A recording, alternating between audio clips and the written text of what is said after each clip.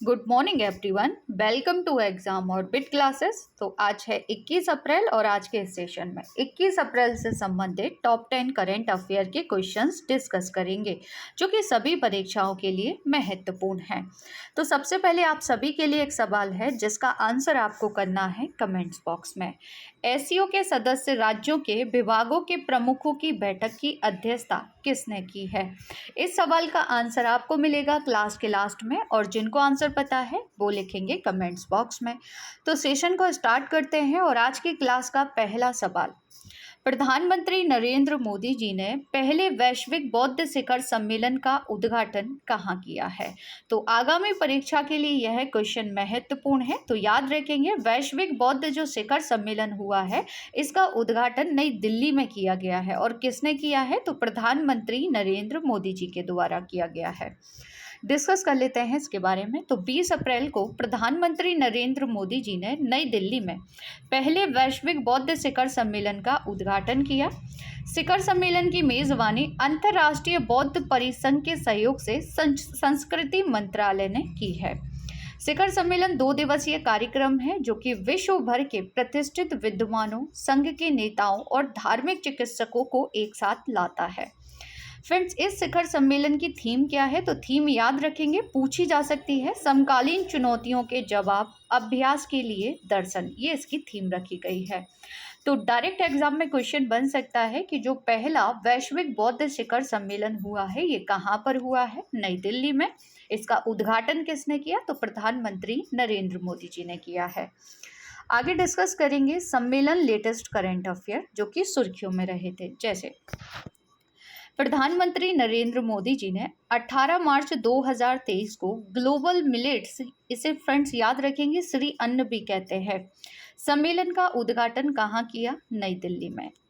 12 अप्रैल 2023 को किस मंत्रालय ने रक्षा वित्त और अर्थशास्त्र पर अंतर्राष्ट्रीय सम्मेलन आयोजित किया? रक्षा मंत्रालय। भारत और अफ्रीकी देशों के सेना प्रमुखों का जो पहला संयुक्त सम्मेलन 28 मार्च को हुआ था, ये कहाँ पर हुआ था? तो याद रखना है ये पुणे में हुआ था। पशु चिकित्सा और आयुर्वेद विषय पर अंतर्राष्ट्रीय आयुर्वेद सम्मेलन का आयोजन कहाँ पर किया गया? तो ये सम्मेलन हुआ था हरिद्वार में। अब डिस्कस कर लेते हैं आगे प्रधानमंत्री नरेंद्र मोदी जी से संबंधित कुछ एक्स्ट्रा फैक्ट, जैसे कि किस स्टेडियम में प्रधानमंत्री नरेंद्र मोदी जी के सामने असम में एक प्रिय सांस्कृतिक कार्यक्रम बिहू का प्रदर्शन किया गया? तो ये स्टेडियम आपको याद रखना है, ये असम में है। और कौन सा स्टेडियम है? तो सुरसजाई स्टेडियम है। प्रधानमंत्री नरेंद्र मोदी जी ने कहाँ पर MV गंगा ब्लास्ट क्रूज का शुभारंभ किया? वाराणसी, उत्तर प्रदेश में। श्री महाकाल लोक का उद्घाटन किसने किया था? तो ये भी प्रधानमंत्री नरेंद्र मोदी जी के द्वारा किया गया था। महाकालेश्वर जो मंदिर है ये मध्य प्रदेश के उज्जैन जिले में है, याद रखेंगे आप सभी। प्रधानमंत्री नरेंद्र मोदी जी ने भारत के पहले यात्री ड्रोन जिसका नाम है वरुण का अनावरण किया था। प्रधानमंत्री नरेंद्र मोदी जी ने इंदौर में 550 टन क्षमता के गोवर्धन संयंत्र का भी उद्घाटन किया था। कहाँ पर किया गया था? तो इंदौर, मध्य प्रदेश में किया गया था।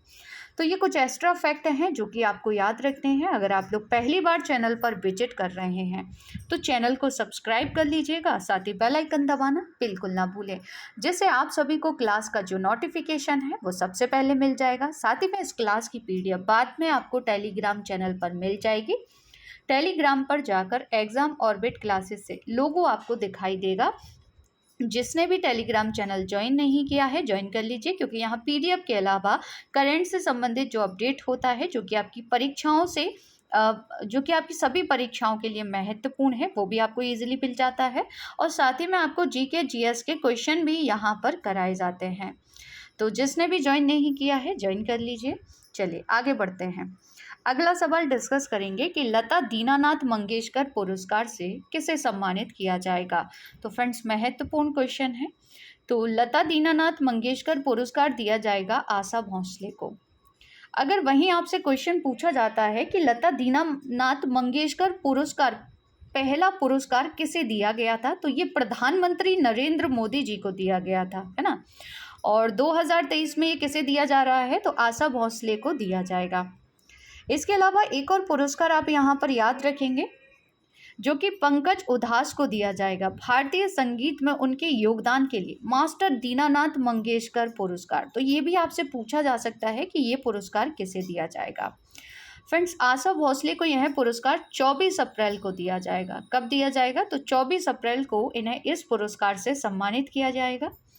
यह पुरस्कार लता मंगेशकर की स्मृति में मंगेशकर परिवार और ट्रस्ट द्वारा स्थापित किया गया और यह ऐसे व्यक्ति को दिया जाता है जिसने राष्ट्र, उसके लोगों और समाज में महत्वपूर्ण योगदान दिया हो। तो फ्रेंड्स, याद रखना है, डायरेक्ट क्वेश्चन एग्जाम में बन सकता है। आगे डिस्कस कर लेते हैं कुछ महत्वपूर्ण पुरस्कारों के बारे में। तो हाल ही में जर्मनी का सर्वोच्च सम्मान दिया गया है एंजेला मार्केल को। भारतीय मूल के मोहन मानसिंगानी को किस देश के officer of the most excellent order से सम्मानित किया गया है? ब्रिटेन। लद्दाख के सर्वोच्च नागरिक सम्मान डीपाल RN जीम डस्टन पुरस्कार से किसे सम्मानित किया गया है? आध्यात्मिक गुरु दलाई लामा को। Business leader of the decade पुरस्कार किसे मिला है? तो ये कुमार मंगलम बिड़ला को दिया गया है।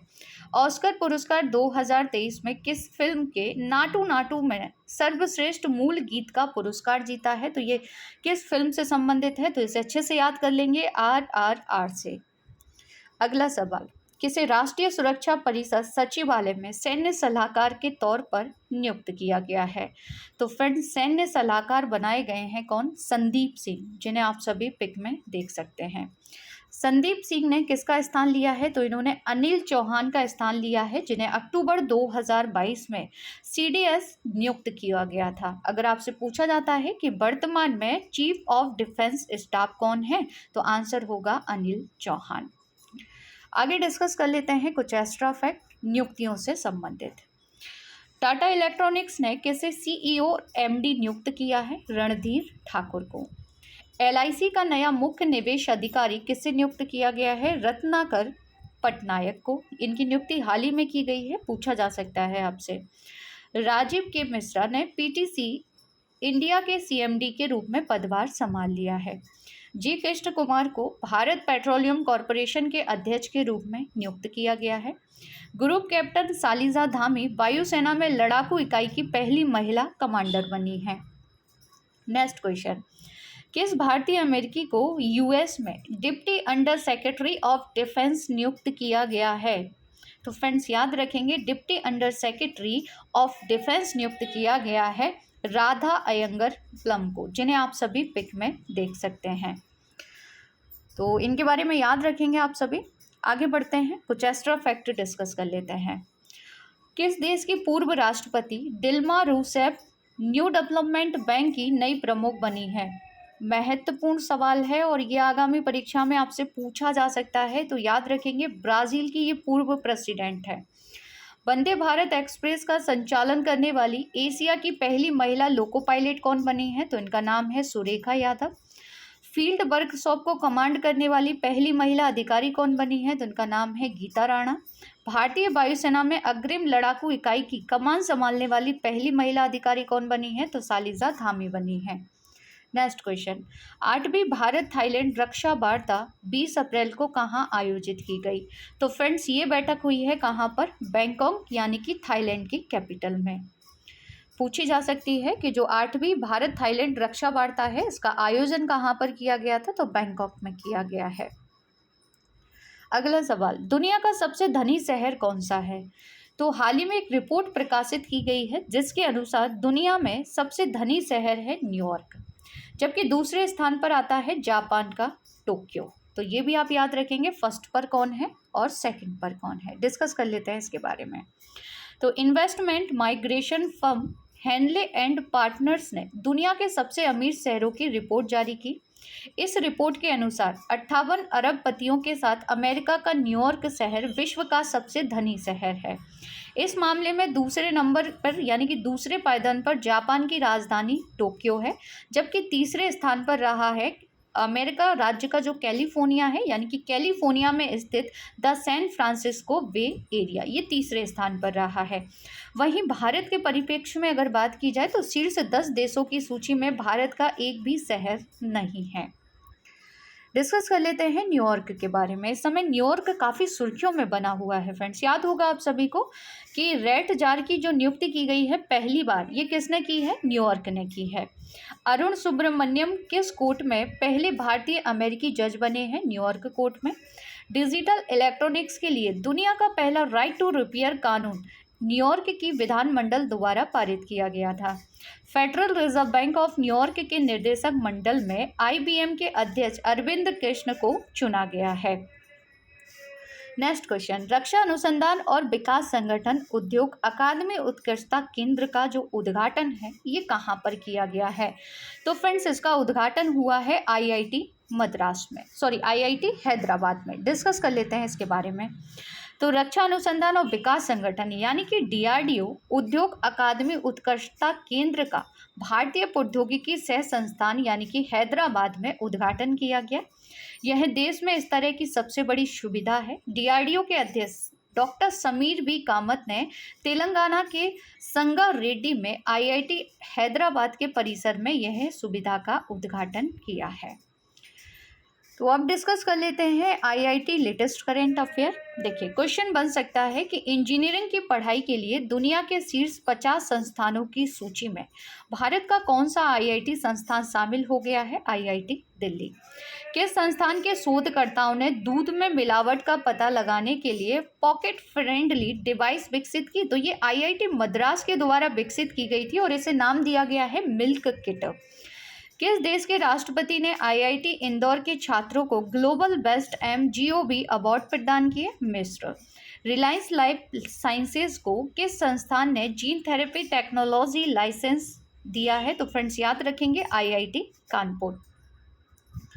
अगला सवाल है कि भुगतान सेवा फर्म वर्ल्ड लाइन इंडिया के एक रिपोर्ट के अनुसार कौन सा शहर देश में 2022 में शीर्ष डिजिटल भुगतान लेन देन शहरों में से एक के रूप में उभरा है? तो फ्रेंड्स 5वें स्थान पर रहा है चेन्नई। वहीं अगर आपसे पूछा जाता है कि शीर्ष पर कौन सा शहर रहा है, तो शीर्ष पर याद रखेंगे, शीर्ष पर है बेंगलोर और 5वें स्थान पर रहा है कौन? चेन्नई। तो ये 2 शहर आपको याद रखने हैं। तो देखिए डिजिटल भुगतान के तरीके क्या क्या हो सकते हैं? तो एकीकृत भुगतान इंटरफेस, ये आप याद रखेंगे। पूछा जा सकता है कि यूपीआई की फुल फॉर्म क्या है, या फिर आपसे पूछ लेगा भीम की फुल फॉर्म क्या है। तो भीम की फुल फॉर्म होगी Bharat interface for money, UPI 123 पे, यूपीआई लाइट कार्ड जैसे रुपए या डेबिट कार्ड, तत्काल भुगतान सेवा और आधार सक्षम भुगतान प्रणाली। ये सभी डिजिटल भुगतान के तरीके हैं। आई होप आप सभी ने जानते होंगे। अगला सवाल, किस बैंक ने भारत का पहला voice biometric authentication banking app launch किया है? तो फ्रेंड्स इसकी लॉन्चिंग की गई है सिटी यूनियन बैंक के द्वारा। पूछा जा सकता है एग्जाम में कि किस बैंक ने इसे लॉन्च किया है, तो सिटी यूनियन बैंक ने इसे लॉन्च किया है। फ्रेंड्स इस सुविधा का उद्देश्य ग्राहकों को उनके खातों में लॉगिन करते समय सुरक्षा की एक अतिरिक्त परत प्रदान करना है।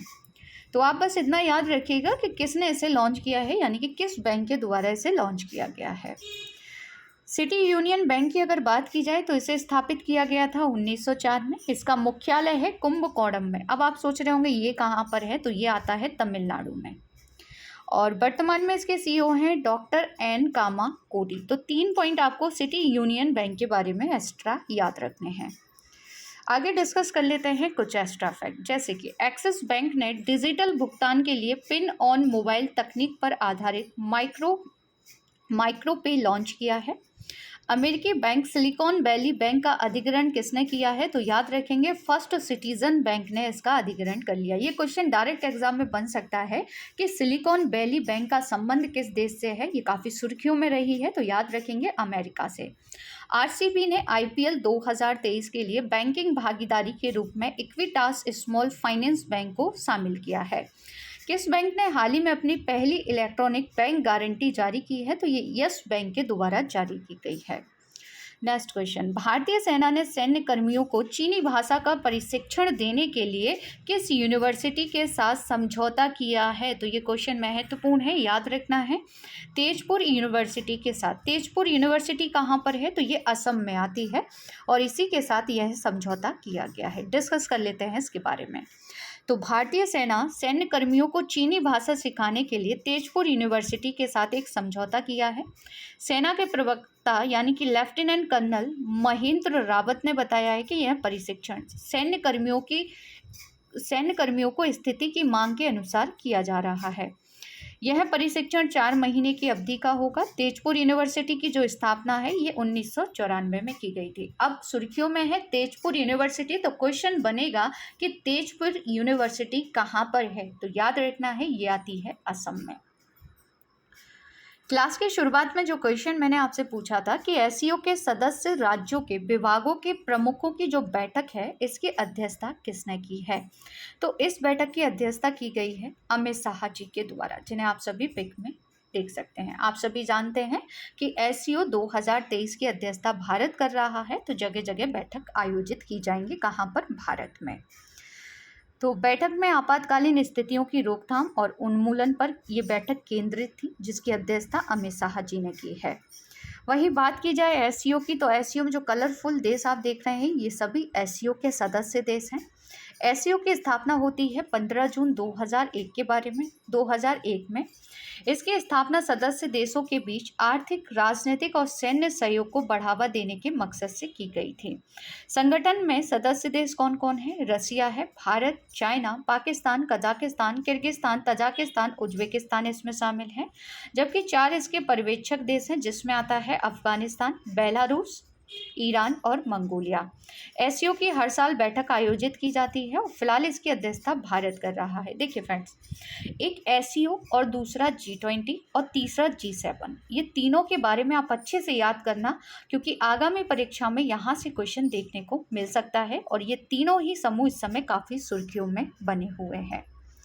अब डिस्कस कर लेते हैं टॉप 10 स्टैटिक जीके जीएस में। आज का हमारा टॉपिक होगा भारत की प्रमुख नदियों के किनारे बसे शहर।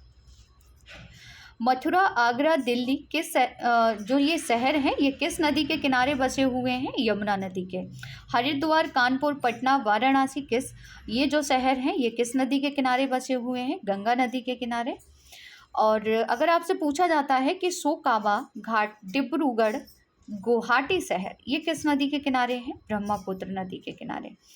फिरोजपुर, लुधियाना याद रखेंगे सतलुज नदी के किनारे हैं। कटक, संबलपुर ये महानदी के किनारे बसे हुए हैं। बद्रीनाथ याद रखेंगे अलकनंदा नदी है। कुर्नूल शहर किस नदी के किनारे है? तुंगभद्रा नदी के किनारे। विजयवाड़ा शहर किस नदी के किनारे है? कृष्णा नदी के किनारे। ओरछा शहर याद रखेंगे बेतवा नदी के किनारे है। श्रीरंगपट्टनम शहर कावेरी नदी के किनारे बसा हुआ है। अब आप मुझे बताइए कि जो ये तुंगभद्रा नदी है ना, ये किसकी सहायक नदी है? कल के सेशन का रिवीजन कर लेते हैं। संयुक्त राष्ट्र द्वारा नवीनतम डेटा के अनुसार कौन सा देश दुनिया का सबसे अधिक जनसंख्या वाला देश बन गया है? तो फ्रेंड्स भारत बन गया है।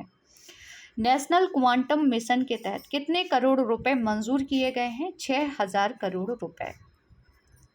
विजडन क्रिकेटर्स 2022 की सूची में निम्न में से किसे शामिल किया गया है? तो हरमनप्रीत कौर और सूर्य कुमार यादव दोनों को शामिल किया गया है। प्रवासी भारतीय सम्मान पुरस्कार किसे मिला है? तो यह पुरस्कार दिया गया है राजा सुब्रमण्यम को। खबरों में रहा त्रिपक्षीय संवाद मंच, जिसमें भारत, ब्राजील और कौन सा देश शामिल है? तो इसमें दक्षिण अफ्रीका शामिल है। किस राज्य के कुंबन अंगूर को जीआई टैग मिला है? तो याद रखेंगे तमिलनाडु। मेलकम आदिशेषिया पुरस्कार 2023 किसे मिला है? उत्साह पटनायक को, जिन्हें आप सभी पिक में देख सकते हैं। राष्ट्रीय स्वच्छ गंगा मिशन की कार्यकारी समिति की 48वीं बैठक की अध्यक्षता किसने की है? तो याद रखेंगे जी अशोक कुमार ने। नेक्स्ट क्वेश्चन रिवीजन करेंगे कि युवा पोर्टल का शुभारंभ किसने किया है? तो इसका शुभारंभ किया गया डॉक्टर जितेंद्र सिंह जी के द्वारा, जिन्हें आप सभी पिक में देख सकते हैं। फेंगयून 3rd उपग्रह किसने लॉन्च किया है? तो इसे हाल ही में चाइना के द्वारा लॉन्च किया गया है। किस देश ने अपना पहला operational earth observation satellite Taifa first launch किया है? केन्या। तो ये था कल का करंट अफेयर। अगर डिटेल से जानना है तो एक बार कल की क्लास ज़रूर देख लीजिएगा। कल के सेशन में आपसे कुछ सवाल पूछे गए थे, आंसर देख लेते हैं। हाल ही में किस शहर में डॉक्टर भीमराव अंबेडकर की 125 फुट ऊंची कांस्य प्रतिमा का अनावरण किया गया है? सही आंसर हैदराबाद। हाल ही में किस स्टेडियम में प्रधानमंत्री नरेंद्र मोदी जी के सामने असम में एक प्रिय सांस्कृतिक कार्यक्रम बिहू का प्रदर्शन किया गया? सूरजशाही स्टेडियम, जो कि असम में आता है। निम्नलिखित में से कौन सी सभ्यता अपने नगर नियोजन के लिए काफी प्रसिद्ध है? सिंधु घाटी सभ्यता।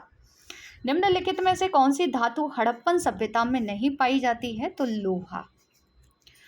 अब आप सभी के लिए कुछ सवाल हैं जिनके आंसर आपको करने हैं कमेंट्स बॉक्स में। तो पहला सवाल है कि डॉलर के मुकाबले नई मुद्रा कौन बनाएगा?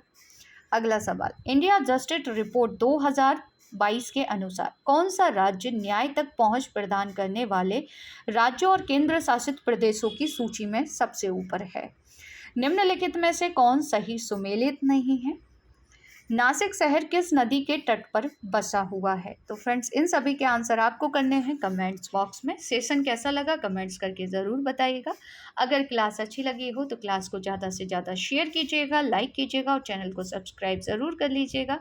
मिलते हैं नेक्स्ट सेशन में एक नए टॉपिक के साथ। तब तक के लिए जय हिंद, जय भारत।